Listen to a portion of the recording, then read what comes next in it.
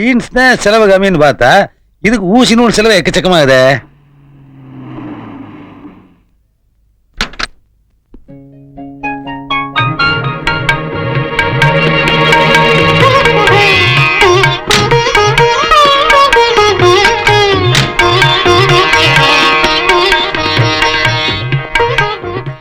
யார் இது கோட்டு சட்டையெல்லாம் போட்டு? யார் சார் நீங்க? உள்ள போய் பேசலாம். மருமகளுக்கு வாழ்க்கை கொடுத்ததுனால ஆபீசருக்கு மெடல் கொடுக்க வந்திருப்பாங்களோ? மெடலை தாம்பூலத்தை வச்சா கொடுப்பாங்க.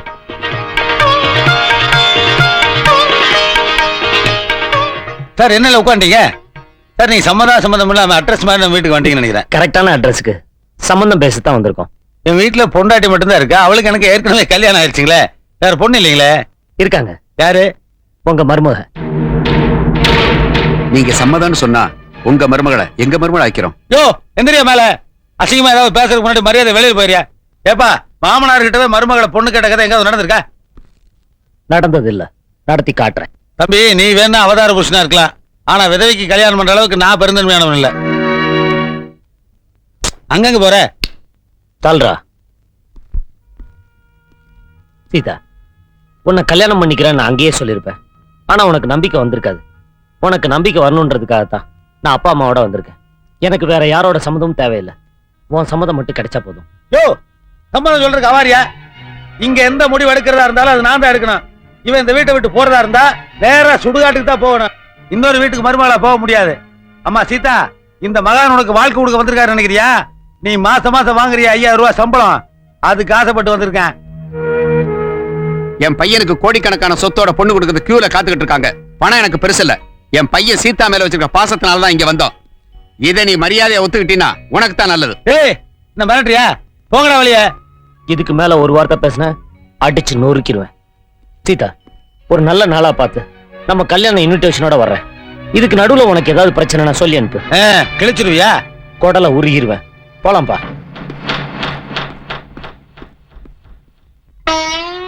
அம்மா சீதா,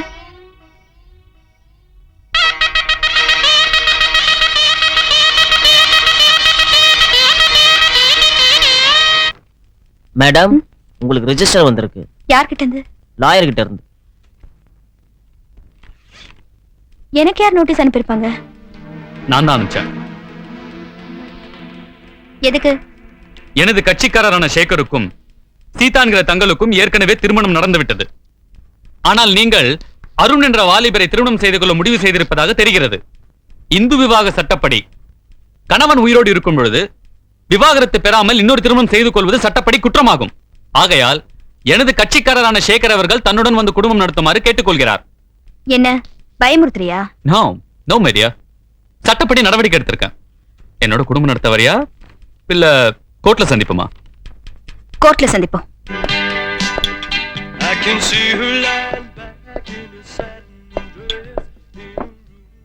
வணக்கம் சார். நான் தான் அருண். ஓ நீதான் அருணா? ஆ. நான் காம்ப்ரமைஸ்க்கு வந்துறியா? இல்ல, சீதாவை நீங்க போய் பார்த்து பேசுறது எனக்கு கொஞ்சம் கூட பிடிக்கல. பார்த்தா என்னடா பண்ணுவ? ஐயா கேக்குறேன்ல.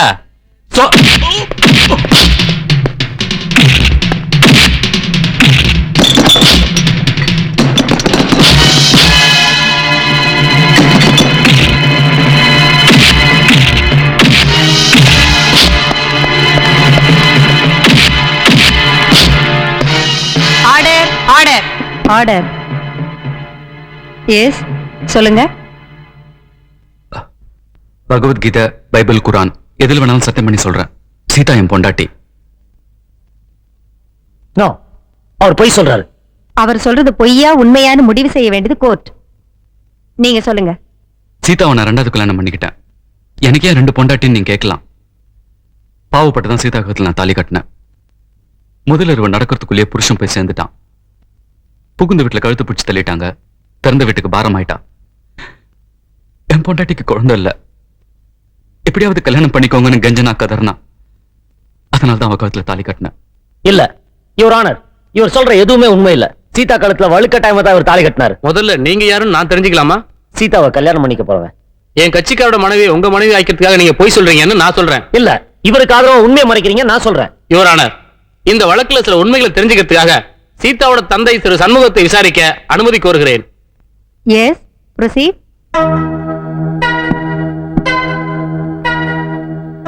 உங்க மருமகன் சேகருக்கும் உங்க 2வது மக சீதாவுக்கும் திருமணம் நடந்தது உண்மையா? உண்மைதான். இந்த கல்யாணம் உங்க சம்மதத்தோடு தான் நடந்தது? ஆமா. உங்க 2வது பொண்ணையும் உங்க மருமகனுக்கு கல்யாணம் பண்ணி கொடுக்க காரணம்? விதவைக்கு வாழ்க்கை தர வேற யாரும் தயாரா இல்ல சார். நோ, இவரும் போய் தான் சொல்றாரு. நடந்த உண்மையை சொன்னா தான் பொண்ணோட வாழ்க்கை கெட்டு போயிடுமே பயந்து போய் சொல்றாரு. யுவர் ஆனர், நீங்க சீதாவோட அம்மா விசாரிங்க. ஏன்னா ஒரு தாய் தான் பொண்ணுக்கு துரோகம் நினைக்க மாட்டாங்க. சீதா சேகர் கல்யாணம் நடந்தது உண்மையா? உண்மைதாங்க. மருமகனே மறுபடியும் ஏன் மருமகன் ஆகிட்டீங்க? என் பொண்ணு மஞ்சள் குங்குமத்தோட பார்க்கணும்னு ஆசைப்பட்டேன். அதுக்கு வேற சம்பந்தம் பார்த்திருக்கலாமே. எங்களுக்கு வசதி இல்லைங்க. யுவர் ஆனர், தாயே துரோகம் செய்ய நினைச்சாலும் எந்த பொண்டாட்டியும் புருஷனை விட்டு கொடுக்க மாட்டா. அதனால என் பொண்டாட்டி நீங்க விசாரிங்க.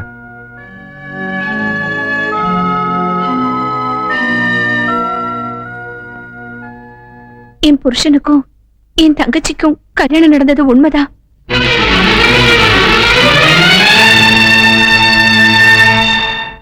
பொண்டாட்டி நீங்க உயிரோட இருக்கும்போது எதுக்கு இன்னொரு கல்யாணம்?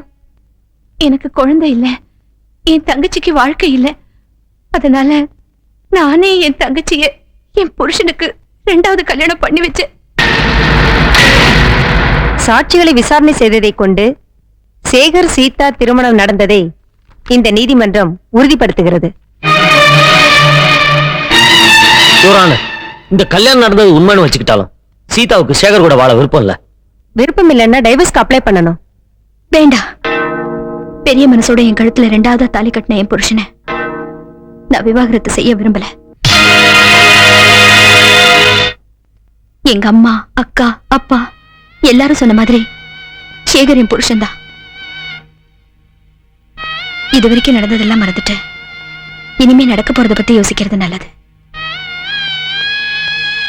அவர் கூடவே குடும்பம் நடத்துறேன்.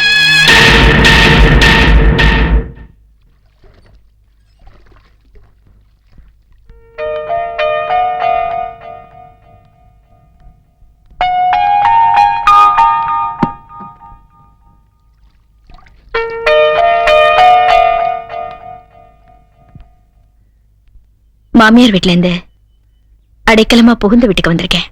அதுக்காக நீங்க பயப்படாதீங்க. என் புருஷன் பாத்துக்குவாரு.